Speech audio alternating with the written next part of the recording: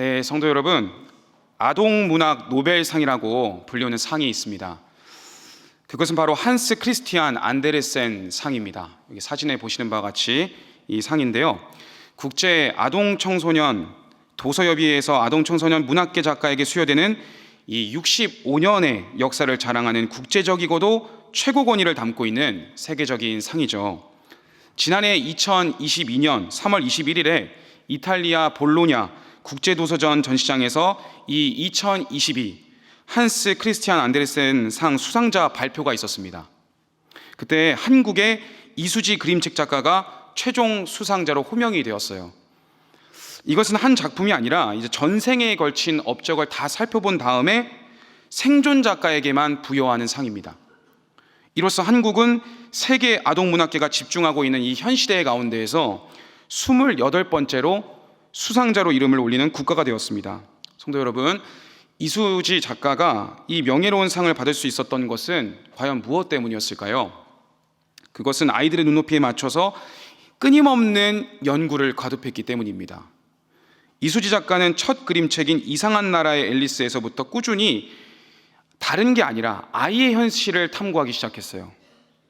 인간과 동물 사이의 교감 등 보편적 주제를 다루어서 그림책 표현 영역을 점점 확장해 나갔는데요, 그것만이 아닙니다. 글없는 그림책으로 시각 언어의 가능성을 실현했는데 이 어린 여자아이를 작품에 등장을 시켜서 세계를 탐험하는 주체로 삼아서 수많은 어린아이들의 공감을 불러일으킨 거예요. 이처럼 시대적으로 쉽게 꿰뚫어 볼 수 없고 신비하고도 수수께끼에 쌓인 어린이를 먼저 연구한 끝에 이해한 다음 그 어린아이를 자신의 작품의 중심점으로 삼아 표현한 결과 세계 최고의 아동문학상을 받을 수 있게 되었던 것입니다. 그런데요, 성도 여러분, 이런 상이 전혀 존재하지 않았던 때, 지금으로부터 2000년 전 어린아이는 철저하게 소외되어 인정받지 못한 시대 가운데 있을 때 어린아이를 먼저 품에 안아주시고 이해하신 분이 계십니다. 어린아이를 차별하지 않으십니다. 안수하사 축복하십니다. 어린아이들이 내게 오는 것을 용납하고 금하지 말라고 말씀하십니다. 그분이 누구이십니까? 예수 그리스도이십니다. 5월 가정의 달 수요 오전 기도에 나오신 성도 여러분, 저와 여러분이 오늘의 말씀을 통하여서 외면받던 어린아이를 오히려 하나님 나라에 들어갈 수 있는 모델로 삼아주시는 예수 그리스도의 깊은 뜻을 깨닫고 어린아이와 같은 믿음을 회복하는 복된 이 시간이 되기를 축복합니다. 예수님의 공생의 사역이 담겨있는 이 사복음서를 보시면 어린아이들이 곳곳에 등장하는 것을 발견할 수가 있습니다. 먼저 병으로 숨졌던 회당장 야이로의 어린 딸을 예수님께서 찾아가서 살려주시죠. 그리고 간질병으로 귀신에게 고통받던 소년이 있었는데 주님이 그 어린 소년까지 찾아가셔서 고쳐주십니다. 또한 수많은 군중들이 예수님 말씀 듣기 위하여 벳세다 들녘에서 모였다가 굶주리자 주님께 나와 보리떡 5개와 물고기 2마리를 내미는 이름 모를 어린이가 사복음서 모두에 기록되어 있지 않습니까? 예수님은 그 어린아이의 순전한 마음을 받으시고 그 작은 것을 통하여 오병이어의 기적을 일으키셔서 5,000명 이상을 먹이신 것입니다. 여기서만 어린아이가 등장하는 것이 아닙니다. 다른 사람도 아니고 바로 우리 예수님께서도 어린 유년 시절을 보내셨습니다. 누가복음 2장을 보시면 12살 시절의 어린 예수님이 등장하는 것 우리 성도님들 다 아시죠? 나사렛이란 동네의 가난한 목수의 가정에서 자란 우리 예수님께서는 6월절 날 예루살렘 성전에서 랍비들과 선생들과 함께 이런저런 대화를 나누면서 지혜로운 대화를 나누셨어요. 그 장면을 보고 누가복음의 저자는 2장 52절에 이렇게 말씀합니다. 예수는 지혜와 키가 자라가며 하나님과 사람에게 더욱 사랑스러워 가시더라. 그렇습니다, 성도 여러분. 예수님께서는 어린 유년 시절을 보내셨습니다. 그 주님은 어린아이들을 사랑하십니다. 그리고 주인공이 될 수 없는 시대적 배경 속에서 살아가던 철저히 외면받던 어린아이들을 하나님 나라에 들어갈 수 있는 자격을 갖춘 주인공이 되게 하신 것입니다. 그렇다면 하나님께서 우리의 인생의 어린아이 시기를 왜 만드시고 경험하게 하신 것일까요? 우리 모두가 다 처음부터 성인이 되게 하시면 되지 않겠습니까? 그런데 왜 우리 예수님께서는 성인으로만 우리를 존재하게 하시는 것이 아니라 반드시 어린아이의 과정을 통해 자라게 하신 것일까요? 그 그 이유는요, 예수님께서 이 과정을 통해 하나님 나라의 비밀, 하나님 나라에 합당한 삶을 가르쳐 주시기 위해 어린아이의 과정을 이곳에 계신 모든 성도님들에게 허락하신 것입니다.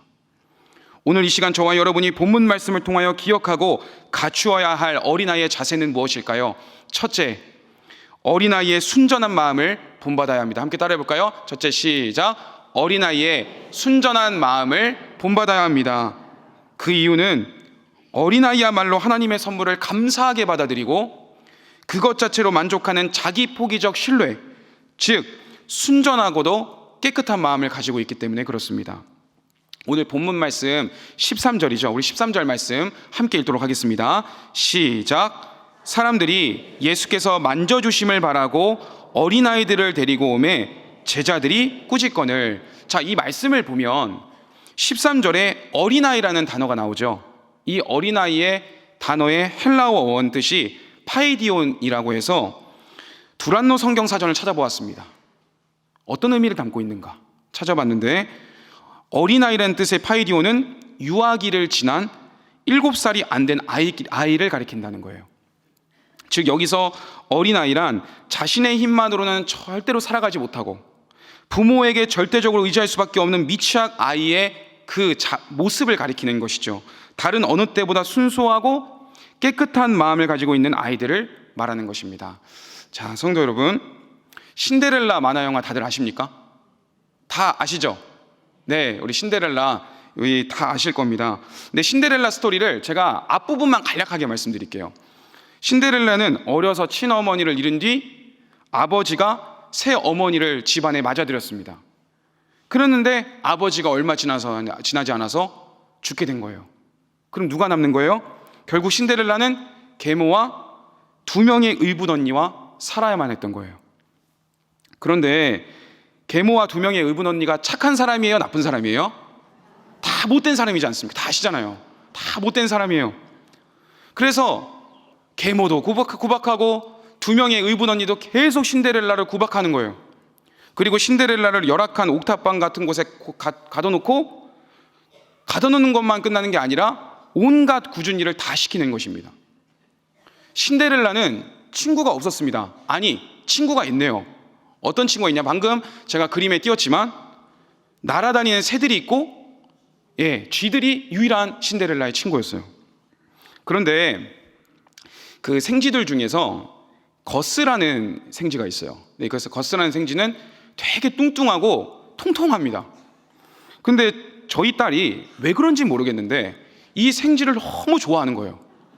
이유가 뭐냐면 옷이 이게 너무 뚱뚱하니까 옷이 이렇게 노란 옷이 이렇게 말려 올라가요. 배를 맨날 내밀고 있어요. 근데 배가 나오고 통통하고 동글동글하니까 저희 딸 이내 눈에 보기에는 귀여운 거예요. 그리고 마냥 말하는 게 꺼벙하고 이러니까 재밌는 거예요. 그런데 하루는 그런 이제 만화를 저도 한 10번은 본 것 같아요. 저희 딸이랑. 그런데 하루는 저희 아내와 딸이 잠시 외출을 했다가 집에 들어왔을 때 일이었어요. 저희 아내가 이제 집문을 딱 열려고 하는데 그때 갑자기 저희 딸이 현관문 뒤쪽에서 인사를 하는 거예요. 거스 안녕? 이러는 거예요. 알고 보니까 뭔가에서 현관문을 봤더니 현관문 밖에 쥐가 있었던 거예요. 실제 쥐가. 그러니까 저희 집이 2층이거든요. 근데 1층에 고양이들이 좀 있어요. 그러니까 쥐가 겁을 먹어가지고 2층에 올라온 거예요. 그러니까 저희 딸은 만화 속에 늘 봐오던 거스가 현실 속에 있다고 생각한 거예요. 그래서 거스 안녕 이런 거예요. 그래서 아내는 딸의 동심을 파괴하고 싶지 않은 마음에 쥐 보면 보통 다 놀라지 않습니까? 소리 지르고 그래야 되는데 같이 이제 안녕이라고 이렇게 인사를 했다 하더라고요. 성도 여러분, 이처럼 어린아이들이라는 다 순수합니다. 생각이 복잡하지 않아요. 그런 어린아이들이 예수님께로 오고 있는데 제자들이 막자 예수님께서 그들에게 이렇게 말씀하십니다. 14절 15절 말씀 우리 다 함께 읽어볼까요? 시작. 예수께서 보시고 노하시어 이르시되 어린아이들이 내게 오는 것을 용납하고 금하지 말라. 하나님의 나라가 이런 자의 것이니라. 내가 진실로 너희에게 이르노니 누구든지 하나님의 나라를 어린아이와 같이 받들지 않는 자는 결단코 그곳에 들어가지 못하리라 하시고. 자, 우리가 어른이 되어가면서 성도 여러분, 얻는 것도 많지만 반대로 잃어가는 것도 많은 것 같습니다. 어른이 되면 무엇을 얻게 될까요? 풍부한 삶의 경험을 얻게 됩니다. 그리고 공부를 하고 또 삶을 경험하고 직장 생활을 오래 하다 보면 영향력이 생겨요.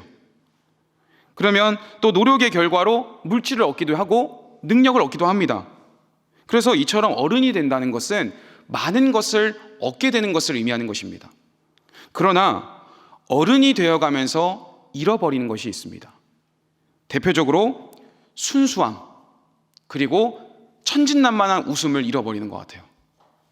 우리가 어른이 되어갈수록 얼마나 많은 순수한 웃음을 잃어버립니까? 우리에게 웃음을 발견하기란 쉽지가 않아요.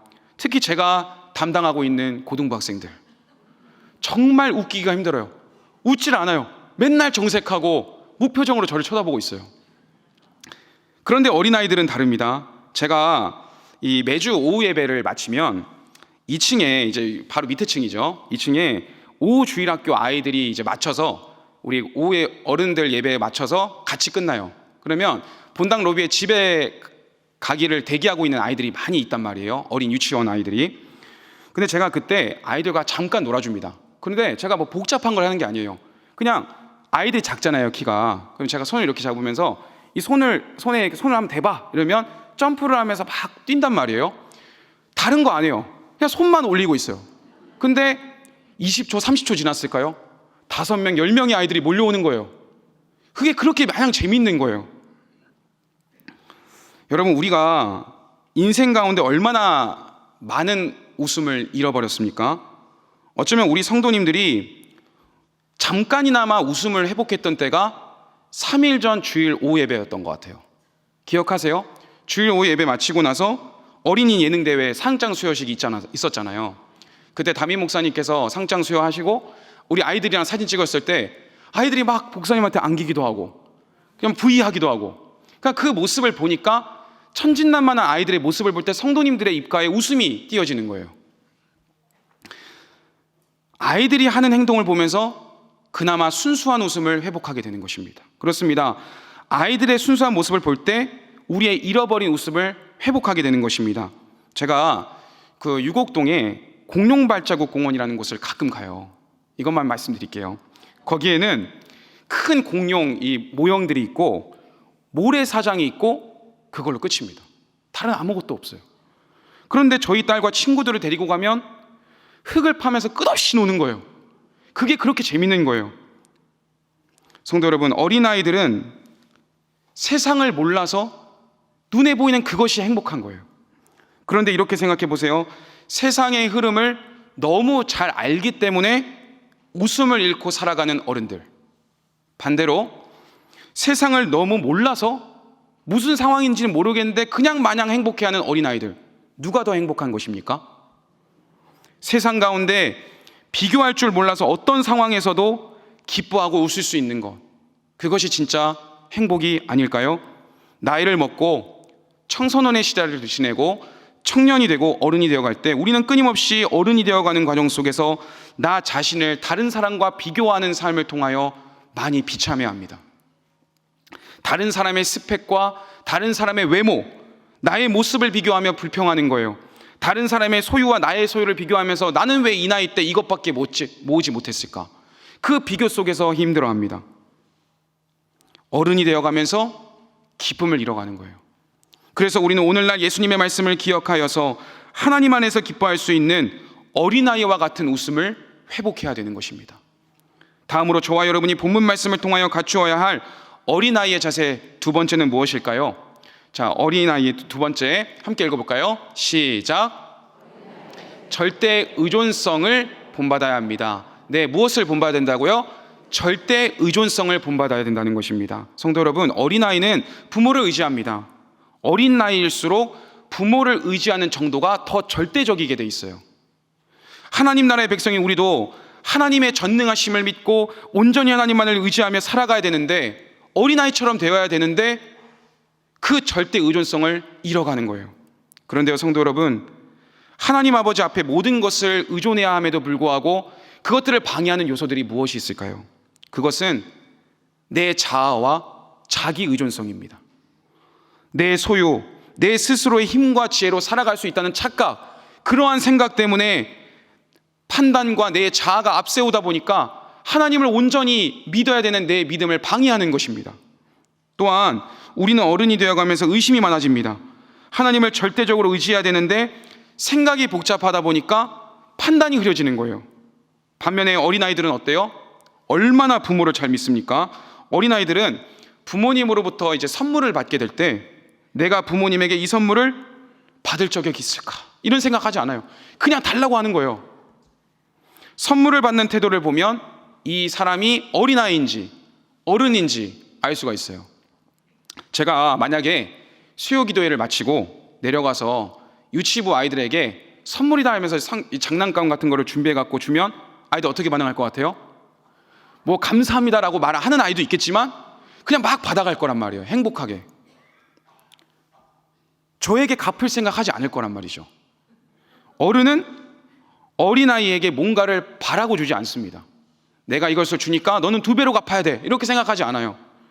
그저 그 선물을 받았을 때 아이들이 기뻐하는 그 모습 보는 것, 그것으로 족한 것입니다. 예수님께서 제자들에게 말씀하십니다. 하나님 나라를 어린아이와 같이 받아들여야 된다.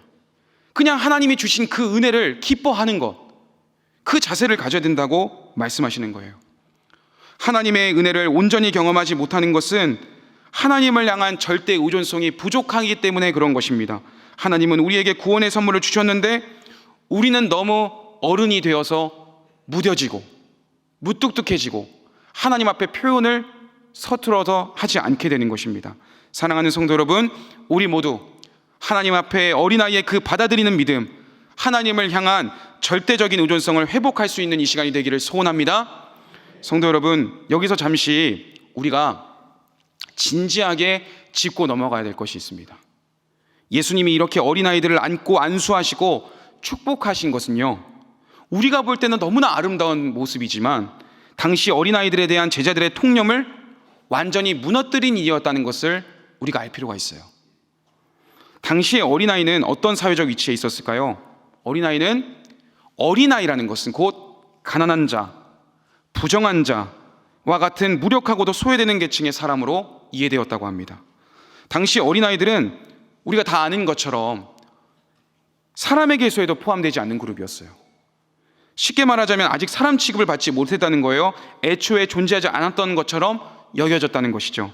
철저히 아이들의 인격에 대한 사회적 존중이 없는 시대를 살아갔던 시대가 오늘 말씀 본문의 시대였다는 것입니다. 저는 이 말씀을 준비하면서 궁금증이 생겼습니다. 방금 제가 성도님들께 말씀드렸던 것은 성도님들 대부분이 아시는 내용이란 말이에요.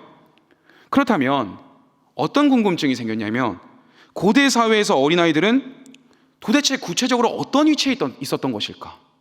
궁금증이 생겼어요. 이에 대해 전 고신대 초대교회사 교수님이셨던 이상규 교수님의 글을 먼저 찾아보았습니다. 초기 기독교회가 직면했던 여러 문제가 있는데 그중에 가장 큰 문제 중에 하나가 뭔지 아십니까? 영아 유기 사건에 대한 연구 결과가 있었다는 거예요. 교수님의 자료를 보니까 고대 그레코 로만 사회, 이 그레코 로만 사회라는 것은 그리스 사회에서 로마 사회로 넘어가는 고대 사회를 말하는 것입니다. 그런데 이때 원치 않는 여아라든지 남아, 그러니까 갓난아기가 태어났을 때 이 아이를 유기하는 것이 아무런 죄가 되지 않았던 시대였다는 것이에요. 참 이해되지 않는 부분이죠. 합법적이었을 뿐만 아니라 도덕적으로 용인되었던 사회였다고 합니다. 일찍이 로마에서 12표법이라고 하여 로마법의 기초를 이룬 고대 로마의 성문법이 있는데 그 성문법을 자세히 보면 각 가장에게 어린아이의 유기를 해도 된다라는 법이 적혀 있다는 거예요. 플라톤, 아리스토텔레스 다 아시죠? 플라톤이나 아리스토텔레스 같은 고대 철학자 역시도 영아 살해를 합당한 국가 시책으로 게시한 바가 있을 정도로 어린 아기를 죽여도 큰 문제가 되지 않는다고 생각했던 말도 안 되는 사회가 이 시대였다는 것입니다. 또 한 연구 결과에 의하면 고대 로마 제국이 연간 50만 명의 새로운 노예가 필요했는데 이 중 15만 명가량은 유기된 아기를 노예로 길러서 충당시켰다는 거예요. 아이를 함부로 대했다는 것입니다. 특히 역사의 또 다른 기록을 보아도 알 수 있는 것은 빈곤과 기아로 시달리던 옛날 고대 시대 때 어린아이들이 자주 길거리에 버려졌음을 보았다고 합니다. 말씀 서론에 언급했던 한스 크리스티안 안데르센의 그 동화 중에서 제일 유명한 동화 중 하나가 뭔지 아세요? 성냥팔이 소녀가 있어요. 그 서양 문화 가운데서도 그 이야기만 보아도 알 수 있듯이 어린아이를 쉽게 길가에 버리는 옛시대, 성냥팔이 소녀를 돕지 않는 그 서구의 냉랭한 사회를 보여주고 있다는 것이죠. 현 고신대 초대교회사를 가르치시는 교수님이 또 계시는데 제가 말씀 준비해서 전화를 해봤어요. 교수님, 제가 말씀을 준비하고 있는데 왜 고대 사회에서는 영아 유기를 아무렇지 않게 행하고 어린아이들을 차별하는 문화 속에서 살았던 것입니까? 너무 궁금합니다. 그래서 질문을 드렸어요. 그때 교수님께서 몇 가지 답변을 해주셨는데 이런 말씀을 해주셨습니다. 당시 고대 사회에서는 오늘날과 같은 생명 존중 사상이 없었다는 거예요. 그리고 고대 사회에서 어른들은 어린아이들을 생각할 때 아직 지적인 능력이 없고 지적으로 미숙하고 모든 면에서 사람답지 않은 단계로 여겨졌다는 것입니다. 어른과의 대화에 낄 수 없는 존재, 인간으로서의 가치를 아직 인정할 수 없는 단계. 그러니 제자들은 더더욱 이 어린아이들이 안 그래도 바쁜 예수님께 나오는 그 어린아이들을 꾸짖고 못 오게 막는 것입니다. 그러나 우리 예수님께서는 어떻게 하셨습니까? 그 당시에 모든 통념과 고정관념을 깨시고 오히려 아이들을 존중하시며 가치 있게 바라보시는 것입니다. 더 나아가 제자들에게 이 어린아이와 같이 하나님의 나라를 받들지 아니하는 자는 결단코 너희는 천국에 갈 수 없다라고 교훈하시는 것입니다. 마지막으로 저와 여러분 모두가 갖추어야 할 어린아이의 자세 세 번째는 무엇일까요? 셋째, 어린아이와 같이 낮아져야 되는 것입니다.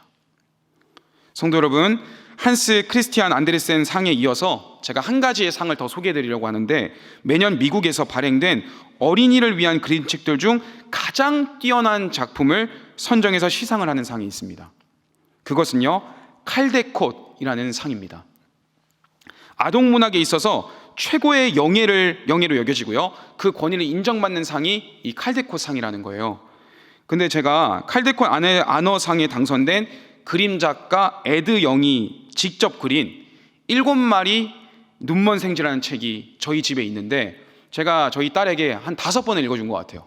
그래서 제가 이 내용을 잘 아는데 그림 한번 생각하고 들어주시면 되겠습니다. 어느 날 그림을 내려주셔도 됩니다. 어느 날 7마리의 서로 다른 색을 가진 눈먼 생쥐가 연못가에서 아주 이상한 물체를 봤어요. 그래서 한 마리씩 너무 이제 큰 물체가 있다 보니까 무서워서 한 마리씩 그 물체를 보고 알려주기로 했어요. 첫 번째는 빨간 생쥐가 그것을 보더니 기둥 같다라고 얘기를 하는 거예요. 두 번째로 초록 생쥐는 그것을 보고 돌아오더니 아니야, 기둥이 아니라 뱀처럼 생겼어. 노란 생쥐는 뭐라고 하냐면 아니야, 뱀도 아니고 기둥도 아니고 긴 창처럼 생겼어. 또 다른 생쥐는 보라색 생쥐는 아니야, 낭떠러지처럼 생겼는데 또 다른 생쥐는 부채 모양처럼 생겼다고 얘기를 하는 거예요. 마지막으로는 밧줄 같은데 다 다른 이야기를 하는 것입니다. 그래서 안 되겠다 싶어서 마지막 하얀 생쥐가 유심히 전체를 다 둘러본 거예요. 그래서 결론을 내렸습니다. 이것은 기둥처럼 튼튼하고 뱀처럼 부드럽게 움직이고 낭떠러지처럼 높다랗고 창처럼 뾰족하고 부채처럼 살랑거리고 밧줄처럼 뱀에 꼬였어. 이것은 코끼리야 라고 얘기를 하는 것입니다. 왜 코끼리였을까요? 발을 봤을 때는 기둥처럼 보인 거예요. 근데 뱀처럼 보인 것은 코끼리의 코였던 거예요.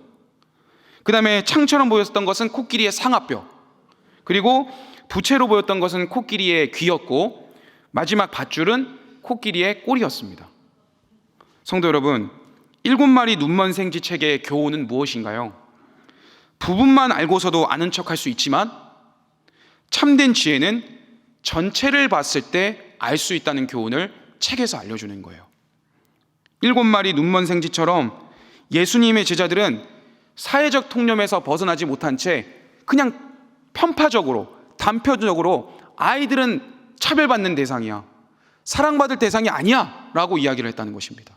그러나 우리 예수님께서는 어린아이의 순수한 그 중심, 모든 전체적인 것들을 바라보신 다음에 어른이, 아니 모든 이 시대를 살아가는 어른 그리스도인들이 본받아야 될 교훈이 바로 어린아이의 내면 속에 있다는 것을 알려주신 것입니다.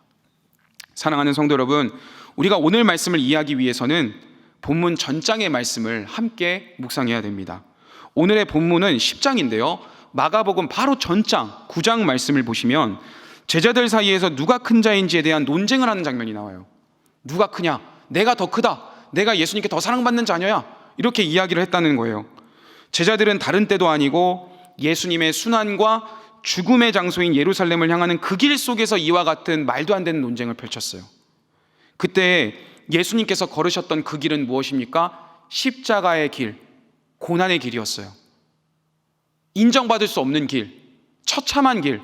그러나 제자들은 어떤 생각을 했냐면 그 생각하는 길은 영광과 지위를 향한 길, 어떻게든 높은 길을 찾고자 하는 그 바람이 있었다는 것입니다. 그리하여 예수님은 그들을 깨닫게 하시기 위해서 다른 사람을 불러 세우는 것이 아니라 어린아이를 탁 세우시고 이렇게 말씀하시는 거예요. 우리 함께 마가복음 9장 35절부터 37절까지의 말씀, 우리 3절 말씀 읽도록 하겠습니다. 시작.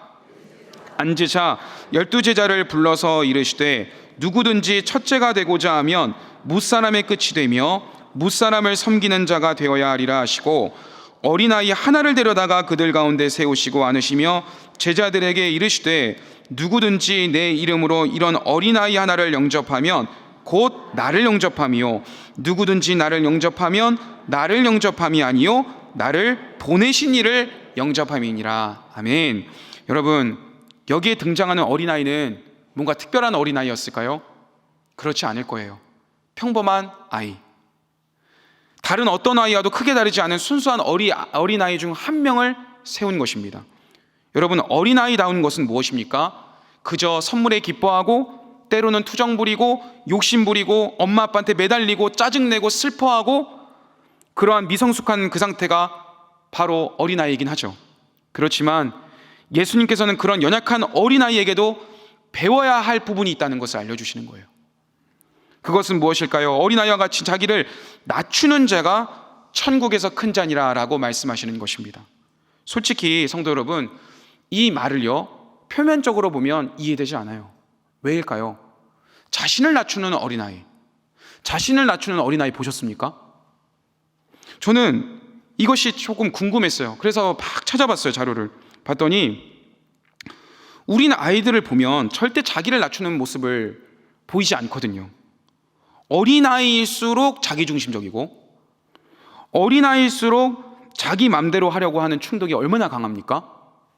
그런데 여기서 우리는 또 다른 아이들의 상황과 내면을 살펴봐야 됩니다. 그것은요, 어린아이들은 우선 신분적으로 가장 낮은 위치에 있었다는 거예요. 더 나아가 어린아이의 내면은 자기의 목적을 위해서 다른 사람을 이용할 줄을 모른다는 거예요. 오염된 의식이 없습니다. 생각이 여러 가지 삶의 풍부한 지식으로 인해서 생각이 복잡하지 않은 거예요. 그렇지 않다는 거예요. 주님은 그것을 가리켜 어린아이야말로 자기를 낮추는 자다라고 말씀하시는 것입니다. 그래서 35절에 이렇게 말씀하시는 거예요. 예수께서 앉으사 12제자를 불러서 이르시되 누구든지 첫째가 되고자 하면 무사람의 끝이 되며 무사람을 섬기는 자가 되어야 하리라.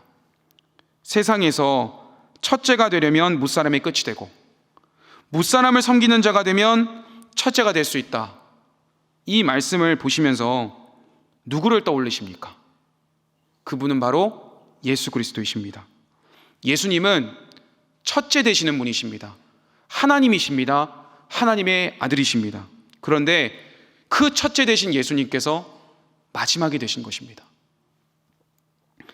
최고의 경배를 받으셔야 하는 예수님이 가장 수치스러운 모습으로 이 땅에 오신 것입니다. 그분은 모든 사람들의 죄의 대속물로 십자가에서 가장 수치스러운 끝사람이 되셨던 것입니다. 언제나 종된 모습으로 무사람의 끝이 되셨던 예수님은 무사람을 섬기는 모습으로 이 땅에 오셔서 살아오셨어요. 어린아이들이 주어진 환경을 그대로 받아들이며 기뻐한 것처럼 주님은 하나님께서 맡기신 사역을 거부하지 않으셨어요. 그냥 순전히 받아들이시는 거예요. 어린아이처럼. 누가 알아주지 않는다고 불평하지 않으셨습니다. 그렇습니다. 하나님 나라는 바로 왕이신 예수님이 종의 모습으로 이 땅을 섬기는 나라인 것입니다. 마가복음 9장 본문에서 예수님께서 제자들 가운데 한 어린아이를 세우셨다고 했죠. 예수님께서 세우신 이 어린아이는 평범한 어린아이예요. 어른들이 볼 때 여전히 미성숙하고 교육이 필요한 아이, 그렇게 여겨지는 그 어린아이를 팔에 안으시고 제자들 가운데 세우시는 것이죠. 성도 여러분, 왜 팔로 안으셨을까요? 어떤 목사님은 이 설교를 하실 때 이 아이가 자꾸 막 도망가니까 팔로 안았다 그렇게 얘기하시더라고요. 다루기 힘든, 여전히 철없는 한 어린아이, 그 아이를 제자들 사이에 세우고 이렇게 말씀하십니다. 마가복음 9장 37절, 누구든지 내 이름으로 이런 어린아이 하나를 영접하면 곧 나를 영접함이요, 누구든지 나를 영접하면 나를 영접함이 아니요 나를 보내신 이를 영접함이니라. 이 말씀을 쉽게 생각하면 어린아이는 연약하고 어른의 돌봄이 필요한 존재니까 잘 받아들여야 되는구나 라고 교훈으로 여기기 쉽습니다. 그러나 예수님께서 이 말씀을 통해 주신 교훈은 깊은 진리를 담고 있습니다. 예수님은 이 어린아이를 통해 예수 그리스도 자신을 나타내신 것입니다. 또한 하나님을 나타내셨습니다. 더 나아가 하나님이 다스리시는 나라, 하나님의 나라의 본질을 가르쳐 주시는 것입니다. 어린아이다움의 한 측면이 예수님의 본질을 설명하는 매우 중요한 하나님을 나타내는 통로가 되게 하신 것입니다. 사랑하는 성도 여러분, 이제 말씀을 맺겠습니다. 5월 가정의 달, 여러분에게는 어린아이다움이 있으신가요? 우리는 오늘 마가복음 10장과 9장의 말씀을 살펴봄을 통해 어린아이를 통해서 본받아야 될 세 가지의 자세, 마음을 우리가 살펴보았습니다. 첫째는 무엇입니까? 어린아이의 순전한 마음을 본받아야 된다. 둘째는 무엇인가요? 어린아이의 절대 의존성을 본받아야 된다. 마지막 세 번째는 어린아이와 같이 철저하게 낮아져야 된다는 것입니다. 우리는 이 세상을 살아가면서 많은 경험들을 합니다. 성도님들께서는 어쩌면 저보다 더 많은 경험을 하셨을 거예요. 그렇다 보니 많은 생각들이 우리 생각 속에 침투해 들어오고 떠오르는 것입니다. 세상 가운데서 순전한 마음 잃어버리기 쉽습니다. 하나님을 온전히 의지하지 못하고 세상을 바라보기 때문에 온전히 절대 의존을 해야 되는 하나님을 부분적으로 의지하게 되는 것입니다. 이제 우리가 오늘의 말씀을 기억하여서 5월 가정의 달을 맞이하여 우리 모두 하나님 아버지 앞에 순전한 믿음을 달라고 기도합시다. 오직 주님만 의지하겠노라고 결단하는 이 시간이 되기를 소원합니다. 어린아이와 같이 낮아져서 하나님이 내게 주신 모든 것에 감사하고 그 주님과 동행하는 그 삶에 감격하며 기뻐할 수 있는 모든 성도님들이 되시기를 간절히 소원합니다.